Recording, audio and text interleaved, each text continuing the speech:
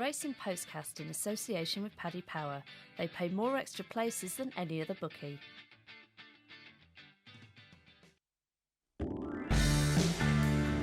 Good morning on this beautiful, bright autumn morning. I'm Bruce Millington, and in the company of Lewis Porteous, Tom Siegel, and from Paddy Power's Paul Binfield, we'll be looking back on a great weekend which got the juices flowing for all of us who love jump racing and have missed it so much. But there's more than just the jumps. Obviously, we'll be looking ahead to what the action meant in terms of anti-post markets for Hennessy, Greatwood Hurdle and beyond, but there's also tons of flat stuff elsewhere in the world. So we've got the Breeders' Cup in America on Friday and Saturday, Melbourne Cup tonight. We'll have a look at all that. But first of all, we will look at the horse that was the top of the bill on Saturday, Qard.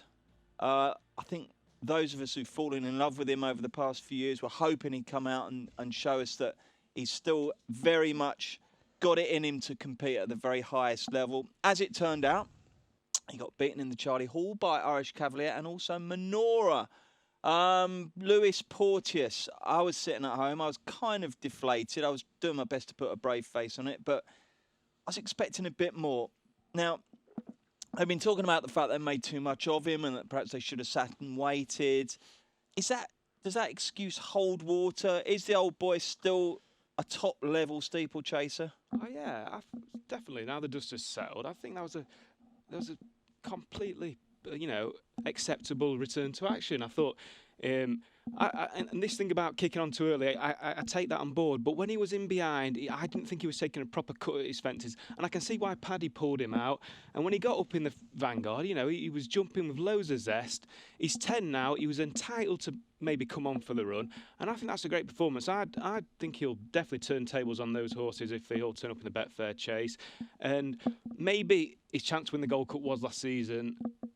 I wouldn't make any predictions about him winning that, but it was a great comeback, and I think the Betfair Chase is at his mercy. God, I don't know about great comeback. I mean, you're being very kind to him. Don't get me wrong. I mean, I won't hear a word said against him. But Tom, what's your view here? I mean, our ratings guru, Bruce, Steve Mason, has him running to exactly the same level as he did last year in the race. I personally am in your camp a little bit. I was disappointed. I know if they had the time again, they'd ride him slightly differently. But he was only giving Irish. It wasn't a ridiculous ride. It wasn't like crisp, was it? It wasn't like crisp. He was only giving Irish Cavalier £4. He was level weights with Menorah. We all know he's better than those two. He should have beaten them. For all things being equal, and he was on the top of his game, he'd beat those two hands down. We know he's a better horse than them. So you have to be a little bit disappointed. That's not to say jumps racing is all about days. It's all about rhythm. It's all about jumping. It's all about how it goes during the race. I'm not giving up on him yet as a Betfair winner. I think the King George is another race he's got to be in there. There aren't that many chasers we're looking around, that you're going to say would definitely beat Qard round Kempton. I think he's right in there still, but looking back on Saturday, I've had a good look at it about 5 times now. You have to say it wasn't the Qard that we saw last year at Aintree, Cheltenham or at Kempton. That's fair, but you don't have to be. It's no disgrace not being at the top of your game first time out. No, though, absolutely not. Absolutely not. No one's saying that it was. It wasn't a disgrace, but it was. It's somewhere between not a disgrace and a perfectly fantastic comeback. Yeah. Look. Time will tell. Exactly. What does it mean for the Gold Cup betting, Paul Binfield? Well, Qard is now a 12-1 chance for that, Bruce. What was he before? He was 10-1 before that. All right, so you haven't exactly. No, we've not gone too mad. And his stable companion, who made a cracking chasing debut last week, he's in there at 9-2 favourite with Vitur at 7s and Don Cossack at 8. Don Cossack at 8. What price is Coney Gree? Coney Gree 10-1. And he's also second favourite for the Betfair Chase at 3-1, having been 4-1 at one stage. Oh yeah, go on, give us a show for the Betfair. Well, if you guys are right, and I think it is disappointing that he got beaten, particularly given his price. Perhaps there's a fillip for punters as he's gone out to 5-2 from 7-4 for the Betfair. 3-1 Coney Gree, and then you can have 7-1 Silvianico Conti or Jack Adam, and it's 12-1 Bar Bruce. Okie dokes. Any thoughts there for Betfair Chase, Lewis? I'd give Qard the chance with that run under his belt, getting out to a nice price now. I think he'll I think he'll take the beating there, Bruce. He's too short now, isn't he, Lewis? 5-2. I'm sorry, after that comeback, look, he might come back, but I don't want to back a horse at 5-2 that's got beat by Irish Cavalier and Monora against Coney Gree, Vautour perhaps, all these great horses. They're a lot better than the horses he beat. Now, he could bounce back, but I don't want to back him at 5-2 for a race like that. Not now. I suppose, Tom, you could say that if Willie doesn't send horses over for the Betfair, and I don't know, last year you can understand why he didn't, because they only announced that Triple Crown or whatever they called it, bonus, about 3 days before. So obviously that wasn't going to happen. They've got it out there nice and early. I would have thought you'd go for that £1 million. You must choose one or two of those horses. And I would have thought there's nothing to lose. Why not run first time out in that race than run first time out in some Grade 2 in Ireland for half the money? You might as well get your running going for it, mightn't you? I expect him to have a runner there. I don't know which one it is, but it's just stupid not to, isn't it? It's a big race for big money. Even if they're not ready on the day, they can. Jack Adam could finish second or third. If he's 90%, no problem. I can't see the problem in running there. I expect one of them to turn up. Therefore, look, if as Lewis says, it cuts up and it's Qard and the Coney Gree decide to go for the Hennessy or whatever, then it might be 5-2 might be all right. But looking at the moment and looking at all the potential that could be in there, I think that's a bit short for me. I tell you what, we've got to say though, Lewis, in isolation as a race, it was a damn good spectacle, wasn't it? It really was brilliant. And good old Monora finishing second. What an absolute trooper he is. But Irish Cavalier, when you get these results, you always think, well, look, we've got to make sure we don't write Irish Cavalier off, and we've got to make, because connections and have the ump and all that kind of thing. How good's Irish Cavalier? What can he achieve this season? No, he's only 7, Bruce. Bear that in mind. He seems to have been around a long time. And that's the first time he really looked like staying was his forte. He's loved that step-up in trip. He carried a big weight at Punchestown last year, and back of my mind, I'm thinking, is that a national horse going forward? I know he's going to be up at the top of the weights, but the way that race is now, that he could be a national horse for the future. Irish Cavalier, I thought it was a smashing performance. I was cross with myself, Bruce. I was cross with myself. He was very tippable, Irish Cavalier, on Saturday, and I just got sucked into the Qard thing. Let's not forget, he was 5th in the Gold Cup last year. He's a pretty good horse. I mean, he was hot. Don Cossack won by a long way, and he's only 10 lengths behind, Don Polly and Jack Adam, right on the heels of Carlingford Lot. I think, in hindsight, I underestimated him, definitely for Saturday, because he'd had a run. He was, Curtis and Moore, they're in great form. He's a star of the future, that Jonathan Moore, and probably around 16-1. It's easy in hindsight, but, he's an underrated horse. Did you kick yourself? I did one of those. A cat more than myself. He's a talent, though. Like you say, he's a talent more, isn't he? More than Adrian Heskin's another one. Quality lads coming over. Excellent. That's good to hear. I suppose the only thing I was going to say there is that Monora, I think he's got, you look at his rating, it's still not dropping down from its absolute peak. He's such a beautiful horse. Now, I know he's going to turn 12 in January, but what price is he for the Grand National, Paul Binfield? Well, we haven't got him in the list at the moment, Bruce. If I was to have a guess, I'd go 66-1, but I know Tom thinks that he should be 660-1. Yeah, look, the only chance he's got is if it was quick ground, but they never let it get too quick at Aintree. That's my problem for him. He's such a totally different horse when the ground's quick. I think at the end of the season, at the start of the season, I think he struggles in the middle of it when it gets soft. Wasn't it a good run though, Tom? It was fantastic. It was lovely to see because I remember, I think you might have backed him that day when he won the Supreme Norris as well, Bruce. I certainly did. He's a lovely Took advantage horse. of a Paddy. Who was the favourite? Because they were doing that. That was when they first started doing their old cashback offer, wasn't it? Yeah, who was the favourite that day? I'm thinking. Was it a Willie? Was it Qard himself? I think it may well have been Qard. Yeah. Really? Yeah. God, blimey. I can't Time remember. flies. That's amazing, isn't it? Yeah, I remember him just getting poor old, that old horse that used to get beaten a short head at every Cheltenham festival. Get me out of here. I think he beat him. It was Dunguib, wasn't it? That's it. Of course it was. It was Dunguib. Yeah, well done. It was Dunguib, and that was it was a good bet that day, wasn't it? I think we all had a few quid on at 12-1 that day. But he's a great old horse, and it's great to still have him around. That's one thing about Philip Hobbs. Got to hand it to him. He brings these old boys back time and time again. Just when you think they've gone, they come back from nowhere, and it was great to see Monora run like that. Certainly was. Okay, West Yorkshire Hurdle. This was another fantastic race, wasn't it? I mean, coming to the last, 5 of them could have won. Poor old Ballyoptic fell, but it was great to see. Great to see him get up. The screens were around him. We all feared the worst. And there's some lovely quotes from his groom today in the paper about how good she felt when he rose back to his feet, shaken but not too badly stirred. Silsoul looked very impressive. A nice Postcast winner on Friday for Paul Keeley. And by the way, this boy Frank Hickey you've got, who's taken over from the Duke, Paul Binfield. What do you know about Frank Hickey? He's some judge, isn't he? He is some judge, Bruce. I'm particularly concerned about my position on this panel now with him throwing in these huge price winners. And well, just in case you are worried, let me clarify. He is number one, mate. All right, so you don't need to worry anymore. You know your place. He's absolute. Honestly, he's brilliant. The only thing I think that Breon Corcoran, your top man, is going to say, right, get this guy off the Postcast. He's losing us too much money. He's just tipping left, right, and centre. It's absolutely incredible. Yeah, to be fair, Bruce, I know I'm not number one anyway. There's a holiday in Ireland today, and that's the only reason you've got me. We're delighted to have you, Paul. You are welcome every Monday. But, I mean, honestly, on Twitter on Friday, all over the weekend, all I get is Frank Hickey this, Frank Hickey that. He's even more popular than Keels and Tom. Oh, Jesus. Good. He's very good, though. He's very, very good. Anyway. You'll have to headhunt him, Bruce. Couldn't afford him, mate. Couldn't afford him. We have to employ people like Tom Siegel on cut-down wages. Exactly. Anyway, Silsol was impressive. Native River ran a great trial for the Hennessy. Lewis, what was your big takeout from that race? I mean, Silsol's improving. They're entitled to sort of explore that world hurdle route, the Cleves of this world and the long walks. Native River, yeah, that's a cracking Hennessy trial.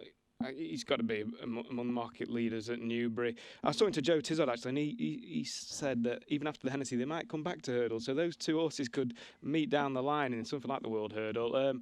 And you mentioned Ballyoptic. I'd still give that a chance. He was coming back again when he came down just after the last. He was going to be a gallant second or third, though, wasn't he? I don't think he was but winning, in his first try at graded level against the seasoned pros, it was a good effort. I like him. Tom, what were your conclusions from what was a real stirring contest? I thought Ballyoptic might have won.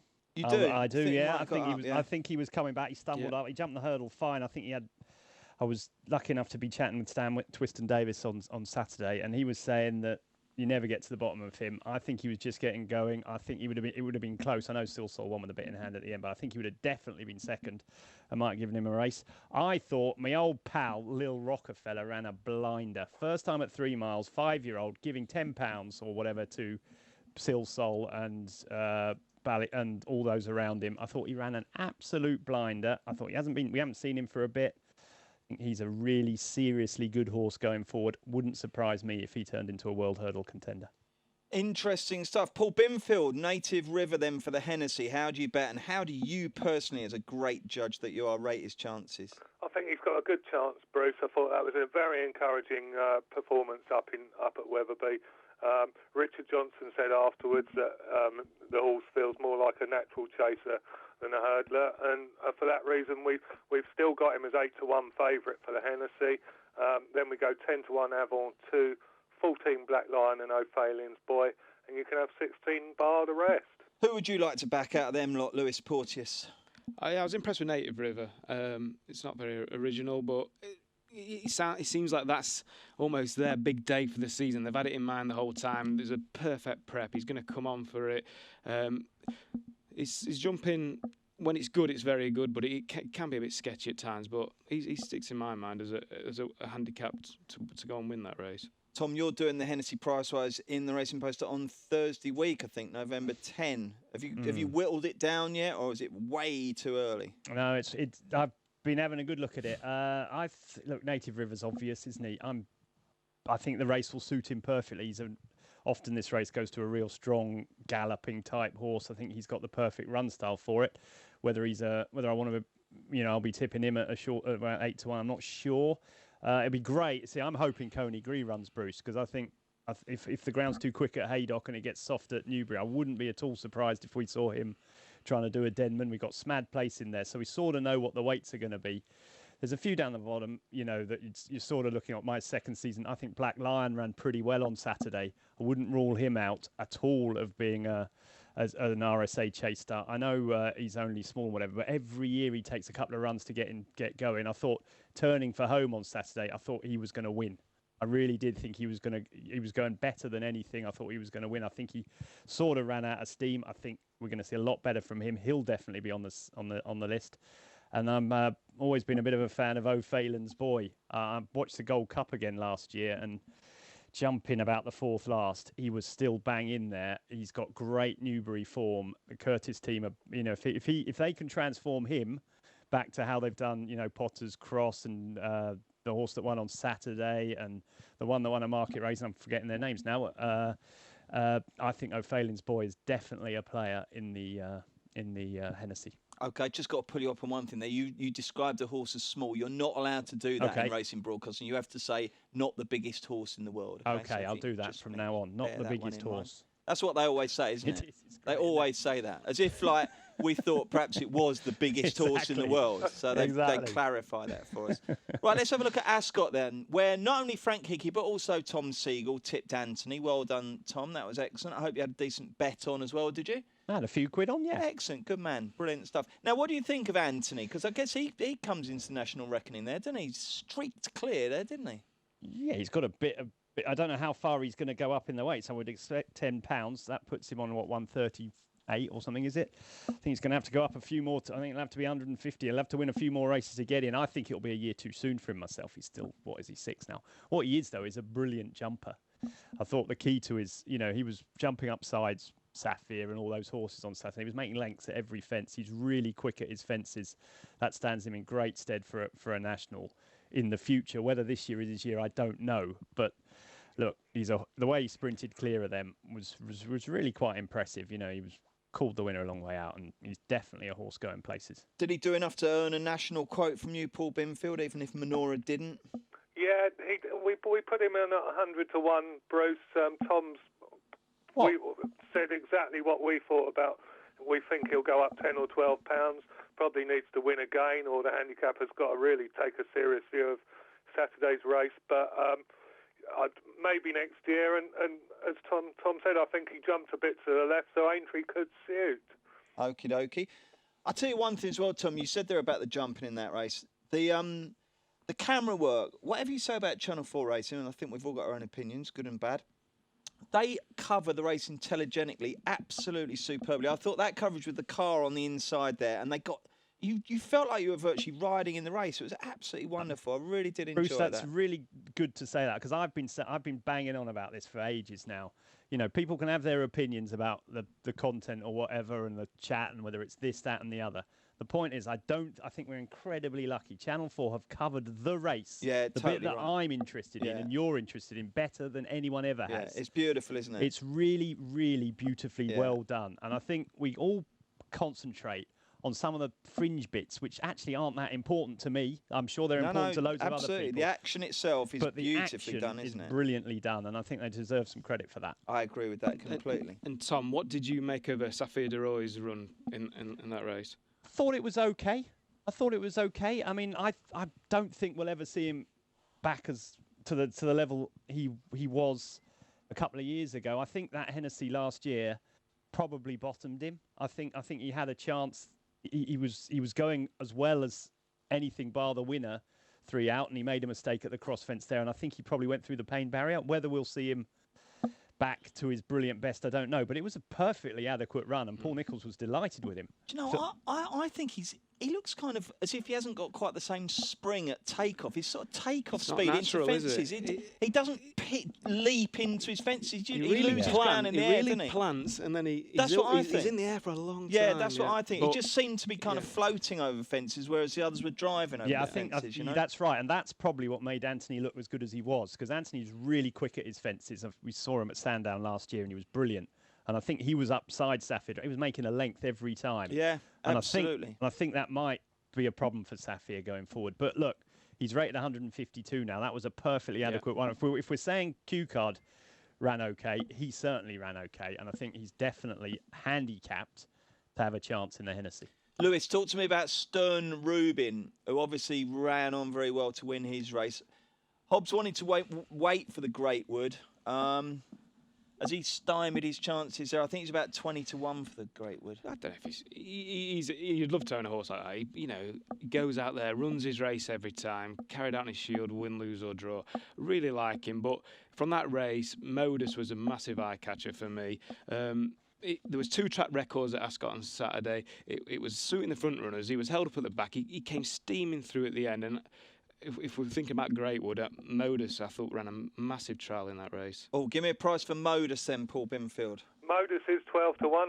He was 20 to 1, Bruce. So Lewis is.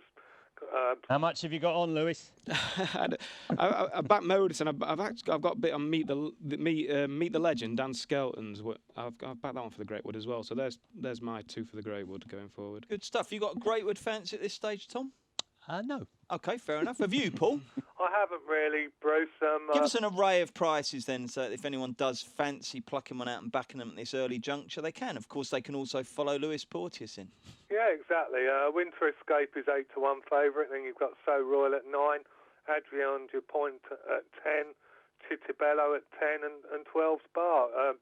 Stern Rubin is 14, and what was Lewis's other selection in the race? Meet the Legend. Dan Meet the Skelton. Legend, 20 to 1, Lewis. There you go. Okay, good. Jolly good. Right, we'll quickly get the eye catchers from Saturday, then we'll have a break, and then we'll look at See You at Midnight, and then we'll look ahead to the other stuff. So let's get the weekend eye catchers. One horse each, please, that the listeners should put in their Racing Post horse tracker. We'll start with you, Lewis. You might already have said it by the sound of it. Yeah, Modus. Modus, Yeah. okay. Thomas? I thought... Does anyone call you Thomas? No, because that isn't my name. But you isn't can it? try, yeah. Blimey, Yeah. hang on. Well, what is his name then? Tom. Just Tom? No arse, Bruce. You're just Tom? No arse. Ah, good lad. Excellent. Yeah. My dad's just Frank. Is he? He's not Francis, nothing else. Yeah, he's just Frank. Okay. That's interesting. I've got a horse, and it didn't run over jumps on Saturday. It ran on the flat at Leopardstown. It won the Leopardstown November Handicap. It's called Golden Spear for Tony Martin. Stayed on very well, didn't he? I think that is an interesting horse going forward over hurdles. I think he's only rated 124. He's now rated about 95 on the flat. He won a race at Listowel last year. He can jump. Interesting horse for sure. I thought the old Rafe might win that. Magic Circle didn't quite get there. 22, wouldn't it? Trap 22. He'd have won if he'd have had a draw. Yeah, absolutely. Paul Binfield, what's your weekend eye catcher? Going for Ben Case's Midnight Jazz, Bruce. I thought she ran a nice race behind Stephanie Francis in the Mares Hurdle, and definitely more races in her, having improved on her third in the same race last year. Excellent stuff. Thank you, chaps. We'll look back at Sunday's highlight in just a mo. Here's Paddy Power's latest horse racing offer. It's money back as a free bet if your horse finishes second to the SP5 in all races at one meeting today. And at one meeting every day this month. Max £25 per race, not available in shops. 18 plus, gambleaware.co.uk. I don't think I've enjoyed a two-runner race as much as I did the Colin Parker Memorial at Carlisle yesterday. Bristol Demite versus See You at Midnight. They both jumped really, really well for me, particularly See You at Midnight. Clearly, you've always got to back the outsider of two because the Scottish horse did the business. It was excellent, wasn't he? Awesome. Brian Hughes got a smashing tune out of it. Well, yeah, pinged everyone, didn't it? Made ground. Lost little in defeat, Bristol Demite, but See You at Midnight. Yeah, what a star. And on about having a crack at the Betfair Chase themselves. So they should. You know, why not? But down the line, those nationals, can't wait till the Scottish national, things like that with him. I think, great performance again, wasn't it? Was good, wasn't it? Would you be writing off Bristol Demite, Tom? I wouldn't be writing him off. It's quite hard to see what race he's going to be quite good enough to win, Bruce. I mean, maybe he's one of those horses that are just slightly below top class. You know, he couldn't quite win at Cheltenham last year. He couldn't quite win at Ayr. He couldn't quite win on Saturday. It's all high-class form, but, where's he going to go? I suppose off a mark of 154, handicaps might be, one of those big handicaps around might be his first port of call. I know he's in the Bet Victor Gold Cup at Cheltenham when is that, 2 weeks' time. That might be his race if they decide to go there, because I don't think he's handicapped out of races. Whether he can win the top class once, I don't know. But See You at Midnight, there's no disgrace. That is a really good horse, isn't it? I mean, he was one of our best novices last year. He sort of fluffed his lines at Cheltenham in the RSA. He hit the first and he never got in a rhythm. And around Cheltenham, as soon as you get out of your rhythm, it's all over. But before that, he'd looked really good. He beat Black Lion at Cheltenham, didn't he? Yeah. Winner in the Dipper, is it, or whatever it's called at Cheltenham over Christmas time. He beat him easily. So he was one of our best novices anyway. He's a really good horse. I'm a little bit disappointed he wasn't in the Hennessy because I thought that would be his perfect race. Absolutely. Bristol Demite's only 5, of course, and I remember seeing him. I was at Chepstow for the Welsh Grand National, and he looked so damn good when he won that Grade 1 juvenile hurdle there. He really, really did look good. But do you think soft ground helps him, Bruce? Do you think that's the key to him? I've always thought that when it got really soft, maybe that was when he would win a good one. I think maybe ground might have been. What was the race at Sandown though, where does that corroborate what you're saying? The one on the old Agford Yeah, well, day? it was good to soft, but it was the what's it called? It's the Silly Isles, wasn't it? But I suppose T for 2 was in there, and Asdemay was in there, and so it wasn't that bad. It was only a 4-runner race, and he was getting weight. So yes, he's good, but I'm just have it slightly in the back of my mind that he's not brilliant. Paul Binfield, what were you doing yesterday? Were you at a barbecue or watching the racing or out with your mates? I know where he was. Where were you? I was watching the race at Carlisle from the Huntingdon press room in the company of Mr. Lewis Porteous. Oh, really? I was, and we were both really impressed with See You at Midnight. You've already said he jumped like a stag. I think we cut him for the Bet Victor after the race, but I believe, having read it now, he is going to sort of go for some of these better conditions races, and he's a 33 to 1 chance for the Gold Cup from 66, Bruce. Well, wouldn't it? I tell you, that would be some story, wouldn't it? If Scotland had a horse that came through and was a real factor in the Gold Cup, that would be fantastic. Bristol Demai, does he feature in any list in any way, shape, or form? I suppose he's in the Bet Victor, isn't he, Paul? I'm not sure about the Bet Victor, but we've got him in the Betfair Chase at 20 to 1, Bruce. I don't know whether that'll be a bit too quick for him, but I was amazed by See You at Midnight. I thought Bristol Demai was having to be scrubbed a long way out, and it was an awesome performance. Well, it's really good, wasn't it? Excellent. Okay, that's looking back. Let's look ahead now. Sticking with the jumps, the JN Wine Champion Chase at Down Royal on Saturday's an early weekend highlight, not the only one by any means, of course, but I believe you've got some prices, and there should be a couple of decent names in the list, shouldn't there, Paul? Yeah, some good names, Bruce. Silvianico Conti going over for Paul Nicholls is the... You're struggling with that. You've had 2 goes at that and failed both times. You put an extra syllable in. Go on, right, let's go again, okay? Take your time. Okay, Silvianico Conti. No. Silviniaco Conti. Okay, well, that's why I'm not a Channel 4 commentator, Bruce, but... however you say, it's 15 to 8 favourite. Don Polly 11 to 4.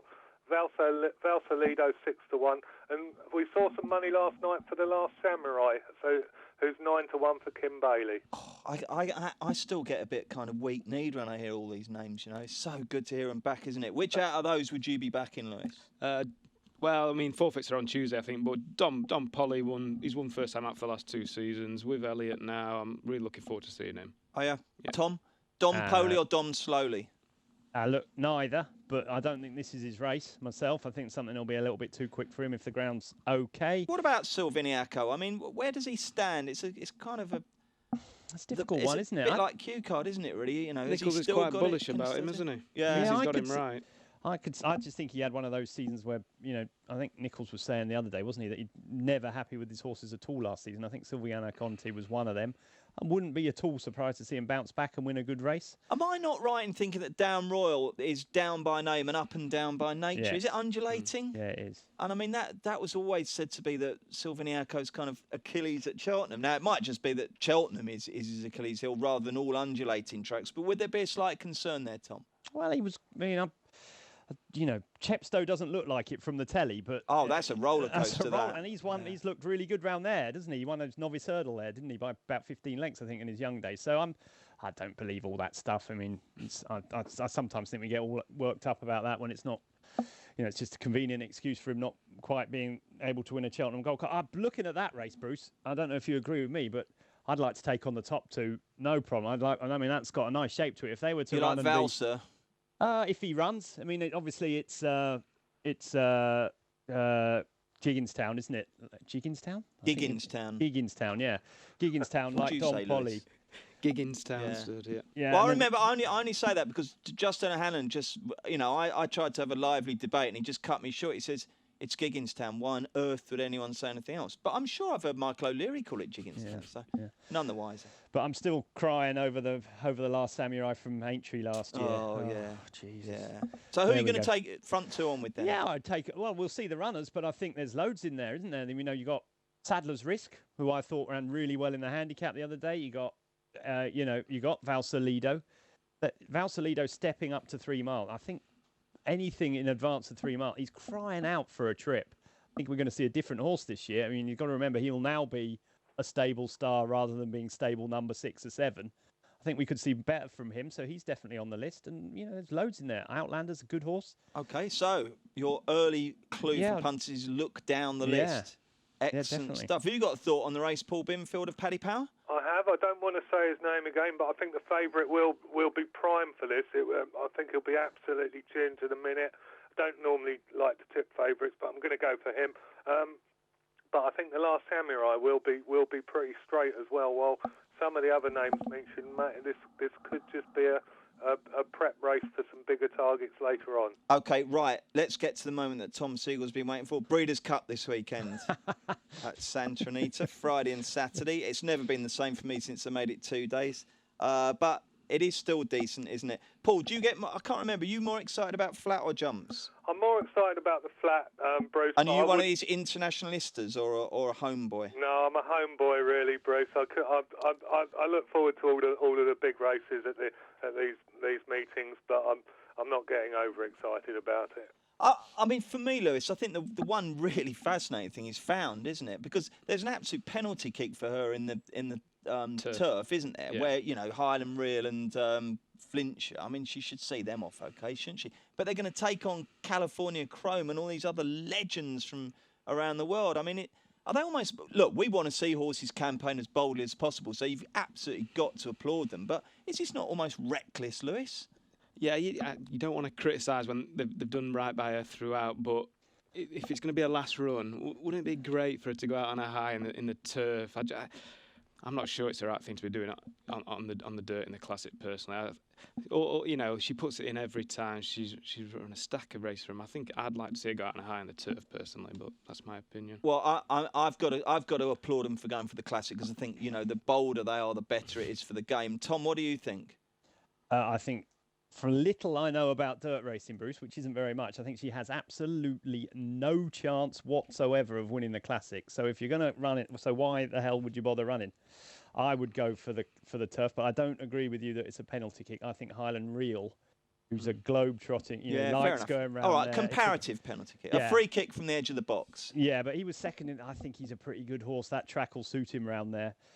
Front running round Santa Anita if the ground's fast, and they tell me it's going to be very fast. The Santa Anita Holiday Club, as someone described them the other day, told me it was going to be very fast. Are you hosting a Breeders' Cup party both nights at your house, Tom? I will be watching American football, Spanish football, anything but Breeders' Cup, Bruce. Really? Yeah, I don't even watch it. No? No. Oh. Give us a selection, lads. One each. One horse to back. It could be Friday, it could be Saturday. One Breeders' Cup tip, Lewis. Limato will win the mile, Bruce. Will it? Yeah, perfect. It's a 7 furlong horse round that tight turns. Santa Anita's, the Breeders' Cup mile suits a 7 furlong fast ground horse. Tom, you going to bother? Blimey. The only Come on, you must have had a chat with James Willoughby about it. He loves it. What's he told you to tip? The only race that I contemplate ever betting in is the Fillion Mare Turf, Bruce. It goes back to the day of Banks Hill when they were offering 12 to 1 about a horse that was like 15 stone better than anything else in the race.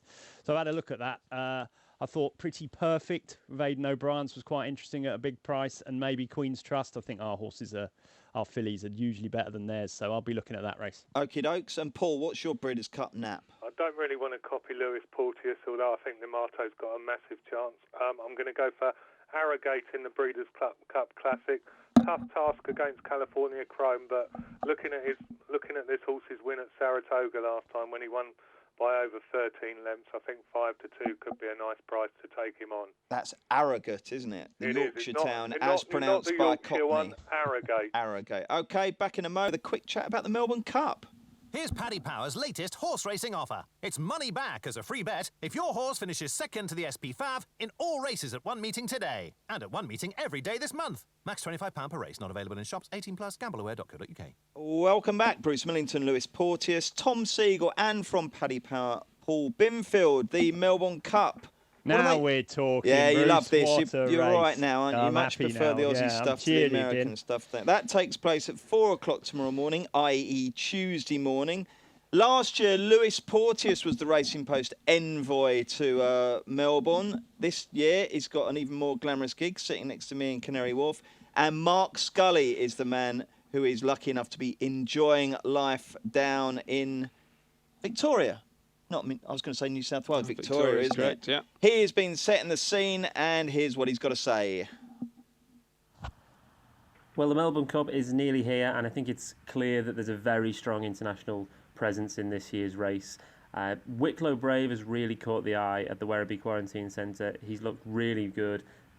He went over to Geelong and had a racecourse gallop and took that very well. He looks great in his coat, and he's been catching the eye of most of the gallop watchers down at Werribee. But the one for me would be Big Orange. He's done absolutely nothing wrong. He's coming to this race in better form than he did last year when he went so well in 5th. There's huge confidence among connections, not least Michael Bell. He should have the pace on early to suit, and I think he'll be very, very hard to pass. I know Jamie Spencer's very excited about getting back on him and having another crack at this big race. So it's Big Orange for me, and if I had to nominate a local horse, it'd be Almandin for Kerrin McAvoy, the informed jockey of the carnival. Lewis, what makes the Melbourne Cup so special? How much did you love it last year? Unbelievable. Put on a great show. It's the build-up throughout the whole carnival.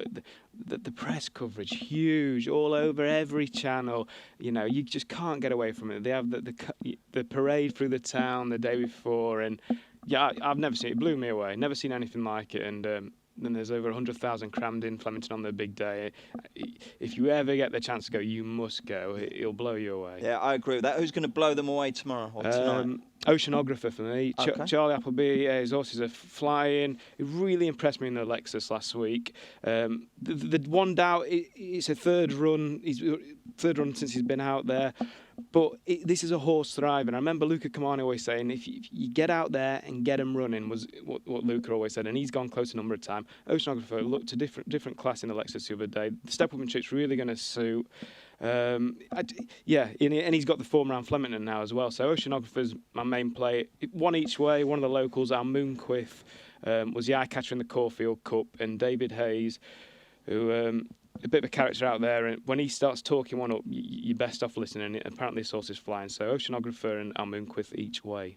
Tom, are you ever going to get yourself over there, do you think? I'm far too lazy, Bruce, but I hope to. I'd love to go. It is brilliant. I went 3 years ago. It's absolutely superb. Well, maybe it goes Lewis, Porteous, Mark, Scully, me. How about that? You've actually got to do a bit of hard work out there, haven't you, Lewis? It's all gig, reporting and getting up early and doing that sort of thing. Mate, you're more than welcome if you want. Get up early. You should try doing Price Wise Extra. I'd be up at 7 or 6 o'clock every morning. All right. We'll consider you next year, Tom. All right, if you fancy it. But who's you like a horse in the Godolphin Blue, but not the same as Lewis, don't you? Yeah, I'd like two. I did this for an anti-post feature a couple of months ago or a month ago, and I went for Almandin that day. I'm still very keen on him. A little bit disappointed by the draw, and I can't quite work out why he's still 14-1 or 15-1 with the locals when everyone in Europe seems to be thinking that he's got a massive chance. That slightly puts me off, but I thought Secret Number was a massive price this morning, Bruce. I think he's totally different class to the other European Godolphin horses. You know, he was beaten 3 lengths in a Ledger. He was second in a Voltage or third in a Vulture. He won a Cumberland Lodge by 3 lengths, I think it was. I think he's just miles better than Oceanographer, Beautiful Romance, and the other one, Qe. I mean, he'd lap Qe. And I can't quite work out why he's the biggest price of the Godolphin horses. I think he's the best of them by a mile. What colour cap's he wearing? And that's the problem. Is he in the yellow? No, he's in a black, I think. Is he the black? He might be the black. And he's not got the I was expecting him to go for he's got an oldish, he's good jockey, Stephen Baster, but I thought if he was really fancy, they might have one of the guys on him. But nevertheless, I thought, he's been specifically prepared for the one race. He had a one-run comeback run, won the Doonside Cup. He's got form there. He was down there last year and was second in the Queen's Cup or whatever it was. I think he's going to run. I mean, Godolphin haven't won it, but they've had lots of outsiders finish place in the race. Okay, and I think he's going to run well. You make a great case. Now, since Tom spoke this morning and the Price-Wise page blared the name Secret Number, presumably the money has come for him, Paul Binfield. Yes, indeed, Bruce. Thank God for that. If you'd just gone no, I'd have been absolutely devastated. Look, you would have been devastated. I'd have been out of a job. No, it definitely has. It's 25-1, Bruce, that fella. But we're an industry best price Hartnell. We're taking him on. we make him 11 to 2, and we've also got a special. If you don't know which Godolphin horse to back, we make the boys in blue 6 to 4 to win the race. Okie dokie, jolly good. Who's your particular fancy, Paul Binfield? Bondi Beach, Bruce, back up to the 2 miles, only beaten 6 lengths in the race last year when he came pretty wide going into the straight, and I think he's got a massive chance for Aidan O'Brien. Lovely stuff. Thank you very much, chaps. That's jolly good. We are back on Thursday with our regular football postcast, and on Friday. Is Frank Hickey back on Friday, Paul? We hope so, Bruce. Frank Hickey, the man in form. Frank Hickey show. Exactly. And, well, don't forget, Keels has also been absolutely red hot, and I think Jennings might have even tipped to win last Friday as well. So join us when hopefully the boys will try and continue their hot streak. The Race and Postcast in association with Paddy Power. They price up all UK and Irish racing the night before.